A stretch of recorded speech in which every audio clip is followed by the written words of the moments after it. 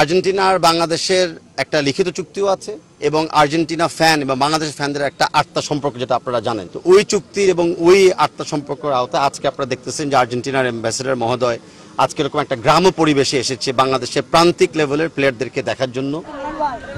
Suited বুটেড আর্জেন্টিনার রাষ্ট্রদূতের কাঁধে backpack, পোশাকের সাথে ব্যাপারটা মনে হতে পারে খাপছাড়া, তবে বুঝতে হবে একে তো তিনি লিওনেল মেসির দেশের মানুষ, পোশাকের গ্রামার তার কাছে আলাদা হতেই পারে, তার উপর এসেছেন ফুটবল খেলা দেখতে। খানিক বাদে তো পরে ফেলেছেন গিফট পাওয়া জার্সিটাই।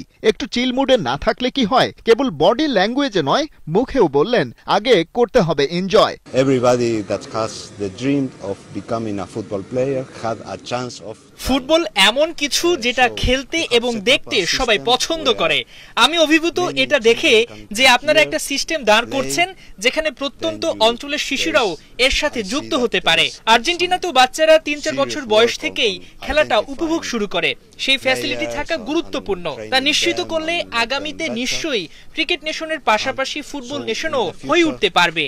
Bangladesh will have a strong national team. Marcelo Carlos প্রধান অতিথি হিসেবে এসেছিলেন মূলত এএফসি গ্রাসরুট ফুটবল ডে এবং ফিফার ওয়ার্ল্ড ফুটবল উইকের আয়োজনে। খেলাটাকে সারা দেশের মানুষের কাছে পৌঁছে দিতে ঢাকা কেন্দ্রিক কাজে সীমাবদ্ধ থাকতে চায় না ফুটবল ফেডারেশন। ক্যাম্পটা তাই করা হয়েছে যশোরের শামসুল হুদা একাডেমিতে। এই উৎসবে অংশ নেয় খুলনা বিভাগে ব্যক্তি পর্যায়ে গড়ে ওঠা 15 একাডেমির প্রায় 200 খুদে ফুটবলার। এখানেই শেষ নয়, বরং শুরু। সারা দেশের একাডেমিগুলোর সাথে এভাবেই যুক্ত হতে চায় বাফুফে, হতে চায় তাদের পৃষ্ঠপোষক। জানেন বাফুফকে এখন অন্তর্ভুক্ত করছে 222টা একাডেমি বাংলাদেশে, ক্লাস 1 ক্লাস 2 লেভেলে। আমরা উৎসাহ করতেছি আরো এরকম আরো অনেক বেশি একাডেমিগুলো থাকবে। প্রত্যেকটা একাডেমির পিছনে বাফুফ কোনো না কোনোভাবে সাপোর্ট দিয়ে থাকবে। এটা ফাইন্যান্সিয়াল হোক, ইনফ্রাস্ট্রাকচার হোক, টেকনিক্যাল হোক বা সবগুলাই হোক। কারণ প্লেয়ার তৈরিতে আমাদের ফুটবল গ্রাসরুটস লেভেলে একদম ছড়ায় ছিটিয়ে খেলতে হবে।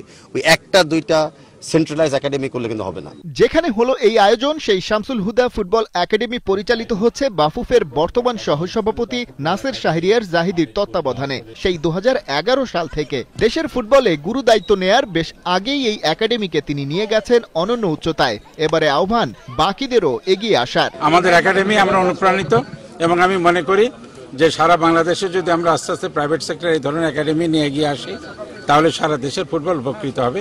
দেখতে পাচ্ছি বিশেষ দায়িত্ব সম্পন্ন খালিদ জামিল, একাত্তর। বেশ দারুণ ভাবে কিন্তু খেলছে।